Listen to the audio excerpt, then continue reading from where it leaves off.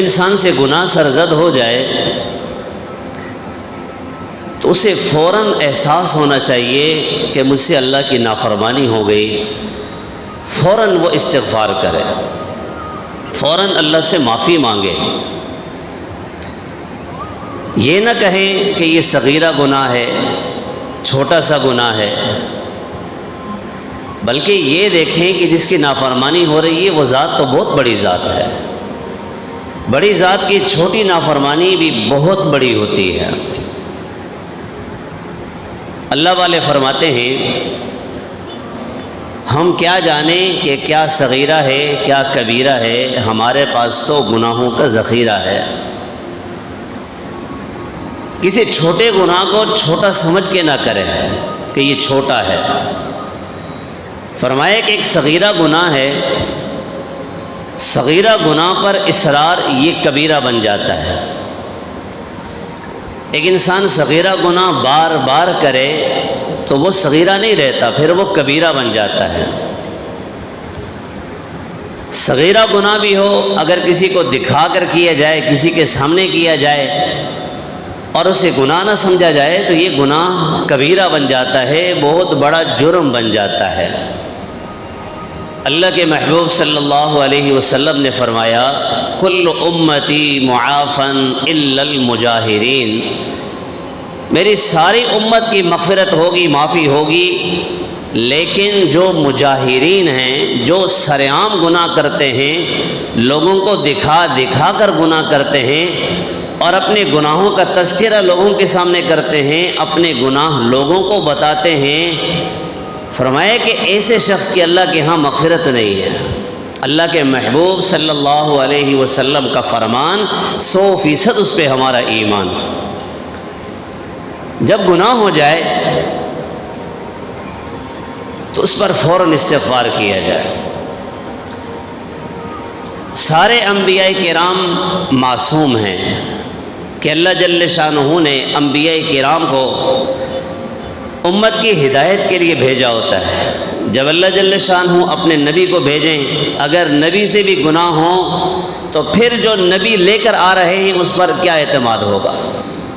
تو انبیاء کرام کے متعلق عقیدہ یہی رکھنا چاہیے کہ انبیاء کرام گناہوں سے پاک ہیں، معصوم ہیں، معصوم عن الخطا ہیں، کسی گناہ کی نسبت نبی کی طرف نہیں کر سکتے، کسی صغیرہ گناہ کی نسبت ہو یا کبیرہ کی، نبی کی طرف گناہ کی نسبت کر ہی نہیں سکتے۔ انبیاء معصوم ہیں، پھر تمام فرشتے بھی معصوم ہیں کہ اللہ جل شانہ نے ان کے اندر گناہوں کا مادہ رکھا ہی نہیں ہے۔ لا یعصون اللہ ما امرہم ویفعلون ما یؤمرون۔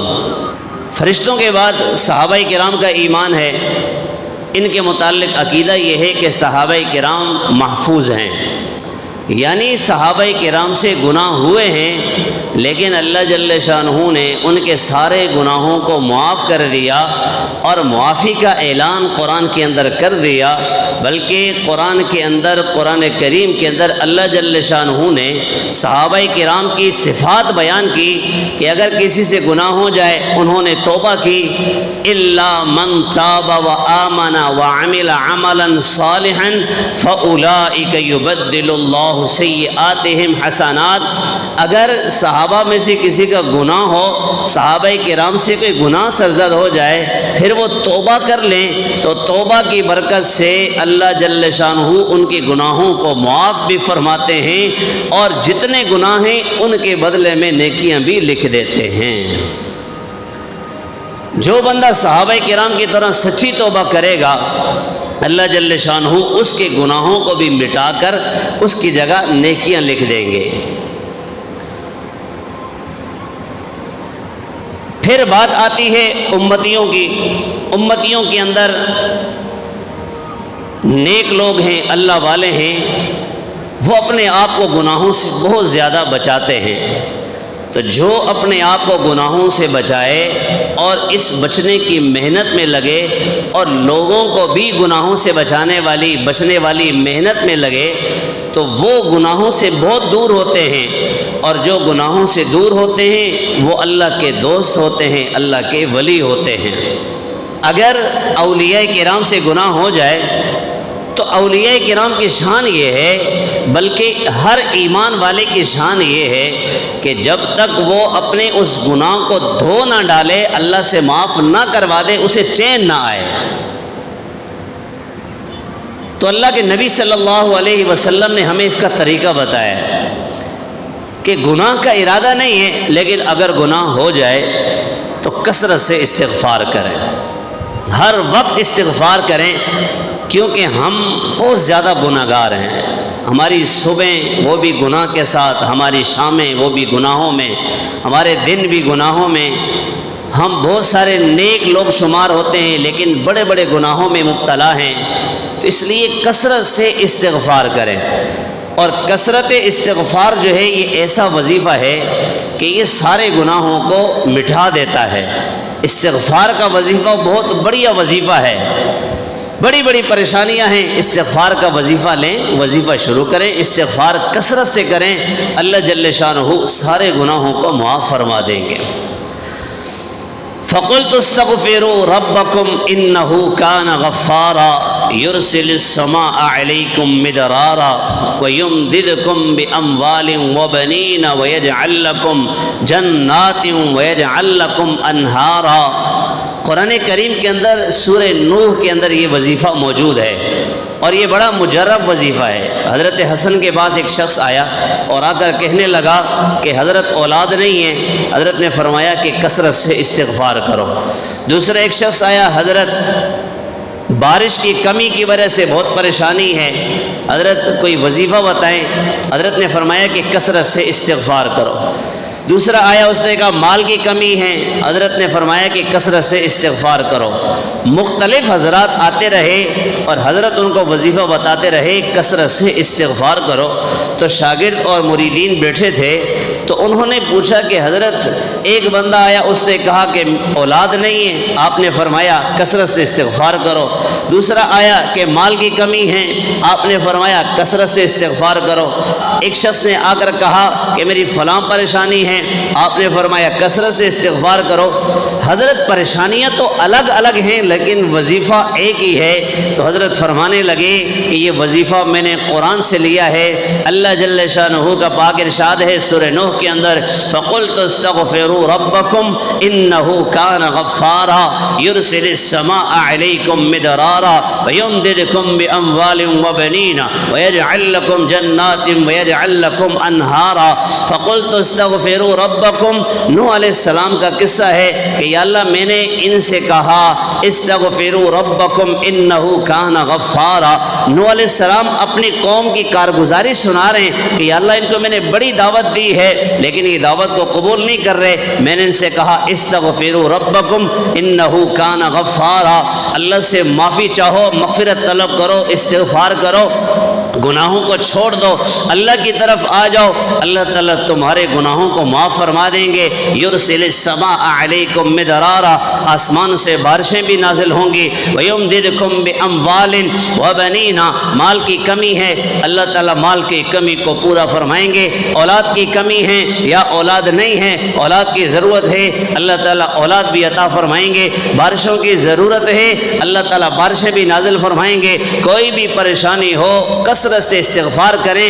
نوح علیہ السلام نے اپنی قوم کو بتایا اور اللہ کو اتنا پسند آیا کہ اللہ نے قرآن بنا دیا، فَقُلْتُ اسْتَغْفِرُوا رَبَّكُمْ إِنَّهُ كَانَ غَفَّارًا يُرْسِلِ السَّمَاءَ عَلَيْكُمْ مِدْرَارًا وَيُمْدِدْكُمْ بِأَمْوَالٍ وَبَنِينَ وَيَجْعَلْ لَكُمْ جَنَّاتٍ وَيَجْعَلْ لَكُمْ أَنْهَارًا مَا لَكُمْ لَا تَرْجُونَ لِلَّهِ وَقَارًا وَقَدْ خَلَقَكُمْ أَطْوَارًا۔ سورہ نوح کے اندر یہ وظیفہ موجود ہے۔ حضرت فرمانے لگے کہ میں نے قرآن سے یہ وظیفہ لیا ہے، جو بھی مسئلہ ہو استغفار کی کثرت کرو، اللہ تعالیٰ سارے مسائل کو حل فرما دیں گے۔ استغفار کا کیا مفہوم ہے، استغفار کا کیا مطلب ہے؟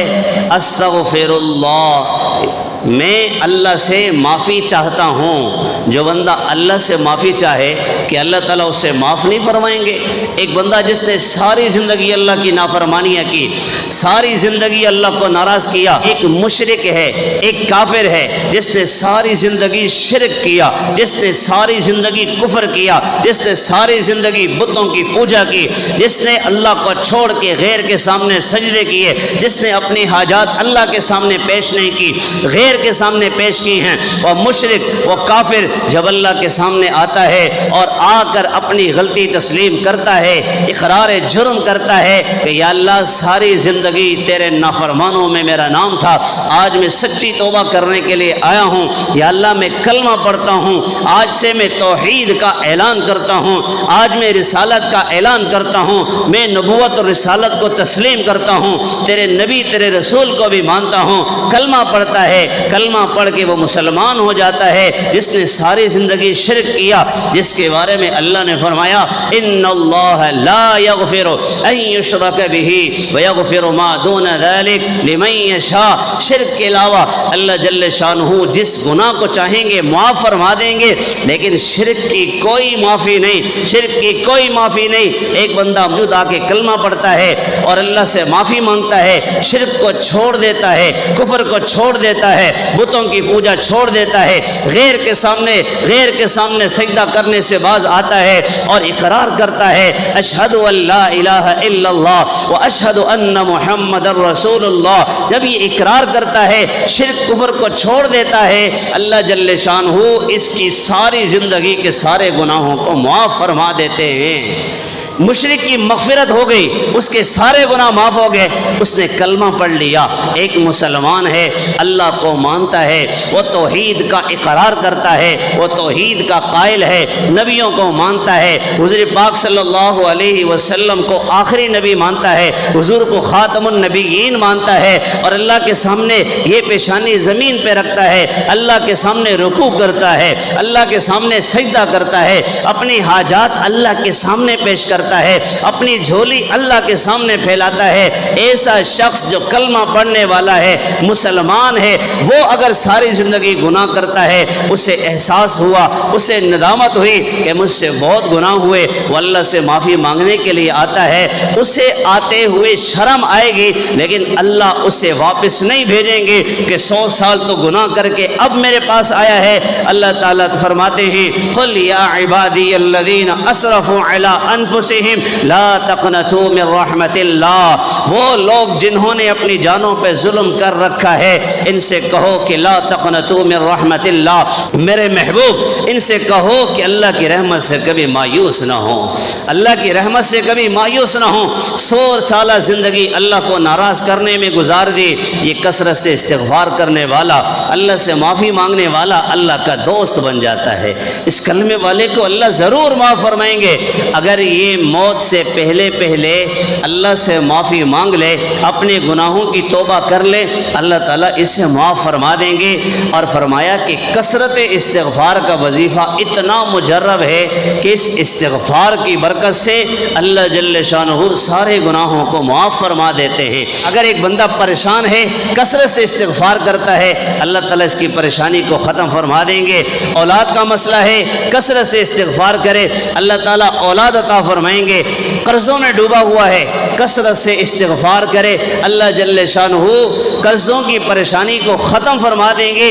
کثرت استغفار کا وظیفہ جو کرے گا، فرمایا کہ اللہ جل شانہ اس شخص کو مستجاب الدعوات بنا دیں گے۔ کیا بنائیں گے؟ مستجاب الدعوات۔ کسے کہتے ہیں؟ مستجاب الدعوات کہتے ہیں اس شخص کو کہ جس کی ہر دعا قبول ہوتی ہے، جس کی ہر دعا قبول ہوتی ہے۔ کثرت استغفار کا وظیفہ جس کے پاس ہے، اللہ کی فضل و کرم سے وہ شخص مستجاب الدعوات بنے گا، مستجاب الدعوات بنے گا۔ اللہ جل شانہ اس کی کوئی دعا رد نہیں فرمائیں گے۔ حضرت امام احمد بن حنبل رحمہ اللہ بہت بڑے امام ہیں، بہت بڑے اللہ کے ولی ہیں، بہت بڑے فقیہ ہیں۔ 4 اماموں میں امام احمد بن حنبل رحمۃ اللہ علیہ کا بھی ایک بڑا نام ہے۔ بڑے اماموں کے اندر امام احمد بن حنبل رحمۃ اللہ علیہ کا بھی ایک نام ہے۔ انہوں نے دین کی خاطر بڑی تکلیفیں برداشت کی، خلق قرآن کے مسئلے میں ان کو بڑا ستایا گیا، بہت تکلیفیں دی گئی۔ مستنصر باللہ کہتا تھا کہ قرآن اللہ کی مخلوق ہے، وہ کہتے تھے نہیں مخلوق نہیں ہے، یہ اللہ کا کلام ہے، یہ اللہ کا کلام ہے، یہ اللہ کی صفت ہے۔ بہت مارا گیا، بڑی تکلیفیں برداشت کی۔ یہ بہت بڑے عظیم انسان ہیں۔ ایک مرتبہ یہ سفر میں نکلے تو اکیلے ہی نکل گئے، کسی شاگرد کو مرید کو ساتھ نہیں لیا، سفر میں روانہ ہو گئے۔ رات کا وقت ہوا تو ایک نان بھائی کو دیکھا کہ وہ روٹیاں بنا رہا ہے، گئے جا کر اس سے کہا بھائی میں آپ کے پاس بیٹھنا چاہتا ہوں، یہاں بیٹھ جاؤں۔ ان کی سوچ یہ تھی کہ یہاں تھوڑی دیر بیٹھ کر یہاں آرام کر کے رات کا کچھ حصہ ہی گزر جائے گا اور پھر آگے سفر جاری رکھیں گے۔ امام احمد بن حنبل رحمۃ اللہ علیہ اس کے پاس بیٹھ گئے۔ روٹیاں بنانے والا اس نے پہلے آٹا تیار کیا، آٹا گوندا تو وہ کہہ رہے استغفر اللہ، آٹا بنا رہے، آٹا گوند رہے، کیا کہہ رہے استغفر اللہ استغفر اللہ۔ پھر پیڑا بنایا استغفر اللہ، پھر روٹی تیار کی استغفر اللہ، تندور میں لگائی استغفر اللہ، روٹی بنا کے نکالی استغفر اللہ، روٹی کو کپڑے میں ڈالا پیک کیا کہ ٹھنڈی نہ ہو جائے استغفر اللہ، سارا کام کر رہے ہیں استغفر اللہ استغفر اللہ استغفر اللہ۔ امام احمد بن حنبل رحمۃ اللہ علیہ اس کے چہرے پہ دیکھ رہے ہیں، اس سے پوچھا کہ تو اتنا استغفار کرتا ہے، اتنا استغفار، اتنا زیادہ استغفار؟ تو وہ شخص کہنے لگا کہ استغفار کی برکت سے اللہ جل شانہ نے میری ہر دعا قبول فرمائی ہے، کوئی دعا میری رد نہیں ہوئی، جو میں نے اللہ سے مانگا ہے اللہ نے مجھے عطا فرمایا ہے، اللہ نے مجھے مستجاب الدعوات بنا دیا ہے، اللہ نے میری ہر دعا قبول فرمائی ہے۔ اب ایک دعا میں اللہ سے مانگتا ہوں کہ یا اللہ امام احمد بن حنبل سے میری ملاقات کروا دے، وقت کے بہت بڑے امام ہیں، یا اللہ میں ان سے ملنا چاہتا ہوں، ان کی زیارت کرنا چاہتا ہوں، بس میری ایک یہ دعا قبول نہیں ہوئی، باقی ساری دعائیں قبول ہوئی۔ امام احمد بن حنبل رحمۃ اللہ علیہ کھڑے ہوئے اور فرمایا آ جوان میرے گلے لگ، تیری دعا قبول ہو گئی، میں ہی احمد بن حنبل ہوں۔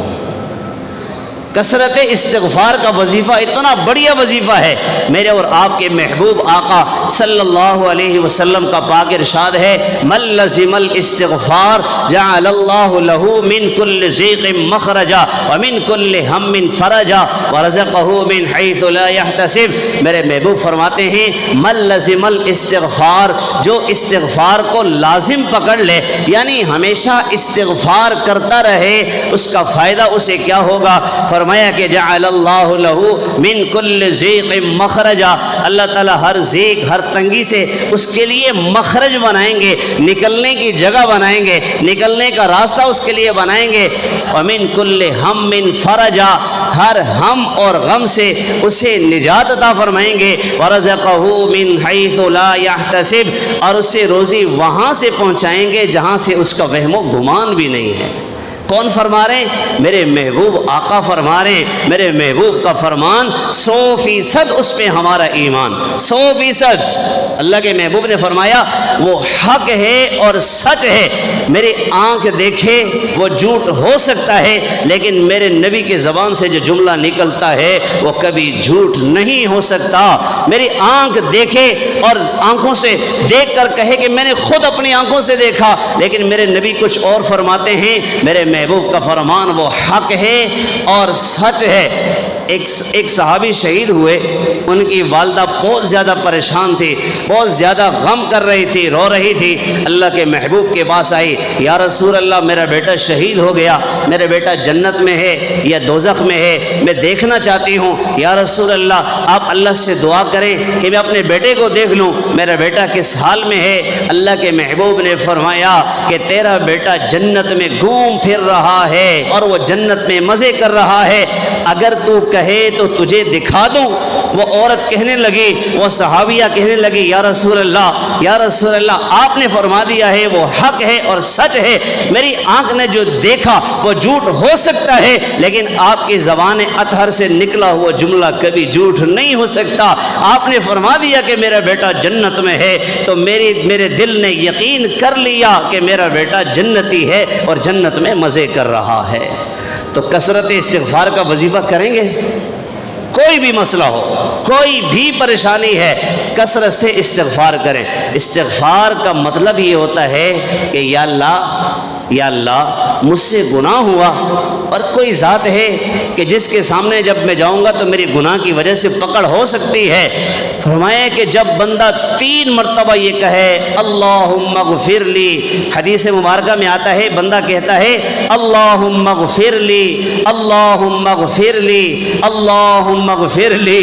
فرمایا کہ جب بندہ 3 مرتبہ کہتا ہے یا اللہ مجھے معاف فرما، تو اللہ جل شانہ اس کے پچھلے سارے گناہوں کو معاف فرما دیتے ہیں، اس کے سارے گناہ معاف ہو جاتے ہیں۔ کثرت سے استغفار کا وظیفہ اس کو اپنائیں، انشاءاللہ دنیا بھی سنور جائے گی، آخرت بھی بن جائے گی، اللہ تعالیٰ دنیا بھی بنا دیں گے، آخرت بھی بن جائے گی۔ استغفار کے بہت سارے وظیفے ملتے ہیں، اس کے مختلف الفاظ احادیث مبارکہ میں ملتے ہیں۔ استغفر اللہ ربی من کل ذنب واتوب الیہ، استغفر اللہ ربی من کل ذنب واتوب الیہ، استغفر اللہ الذی لا الہ الا هو الحی القیوم واتوب الیہ۔ ایک سید الاستغفار بھی ملتا ہے احادیث کے اندر، وہ بھی استغفار ہے۔ اگر کوئی بندہ استغفار کا وظیفہ کثرت سے کرنا چاہتا ہے تو وہ استغفر اللہ ربی من کل ذنب واتوب الیہ پڑھے، یا استغفر اللہ الذی لا الہ الا هو الحی القیوم پڑھے۔ اگر وہ کہتا ہے کہ مشکل ہوتا ہے، توجہ ہٹ جاتی ہے، تو پھر استغفر اللہ ربی صرف یہ پڑھے۔ اگر یہ بھی مشکل لگتا ہے تو صرف یہ پڑھے استغفر اللہ، استغفر اللہ، استغفر اللہ، استغفر اللہ۔ کثرت سے استغفار کریں، اللہ جل شانہ سارے مسائل کو حل فرماتے ہیں۔ جب بھی کوئی پریشانی آئے تو سب سے پہلے استغفار، 2 رکعت نفل صلاۃ التوبہ پڑھیں، اللہ سے اپنے پچھلے سارے گناہوں کی معافی، یا اللہ مجھے معاف کر دے، یا اللہ میں بڑا گناہ گار، خطا کار، سیاکار، بدکار ہوں، یا اللہ تو معافی کو پسند کرتا ہے، یا اللہ تیرے بندوں میں اگر کوئی کسی کو معاف کرتا ہے، یا اللہ تو اس سے محبت کرتا ہے، تجھے اچھا لگتا ہے، تو یا اللہ میں تجھ سے معافی مانگنے کے لیے آیا ہوں، یا اللہ مجھے معاف فرما دے۔ جب اللہ کے سامنے آ کر معافی مانگیں گے، اللہ سے معافی طلب کریں گے، اللہ جل شانہ راضی ہو جائیں گے اور اللہ ہم سب کو معاف فرما دیں گے، سارے گناہ معاف ہوں گے۔ پریشانی میں 2 رکعت نفل پڑھ گئے، جب آپ نے دعا کی اس کے بعد کثرت سے استغفار شروع کر لیں۔ دیکھیں ہمارے ہاں کیا ہوتا ہے، بہت سارے دوست احباب جانتے ہیں کہ اگر کوئی پریشانی آئے تو کہتے ہیں کہ جی آیت کریمہ کا ورد کریں، آیت کریمہ کا ورد کریں۔ تو آیت کریمہ یہ بھی استغفار ہے، آیت کریمہ یہ بھی استغفار ہے۔ لا الہ الا انت سبحانک انی کنت من الظالمین، لا الہ الا انت، تیرے علاوہ کوئی معبود برحق نہیں ہے۔ سبحانکا، سبحت سبحانکا، یا اللہ میں تیری پاکی بیان کرتا ہوں۔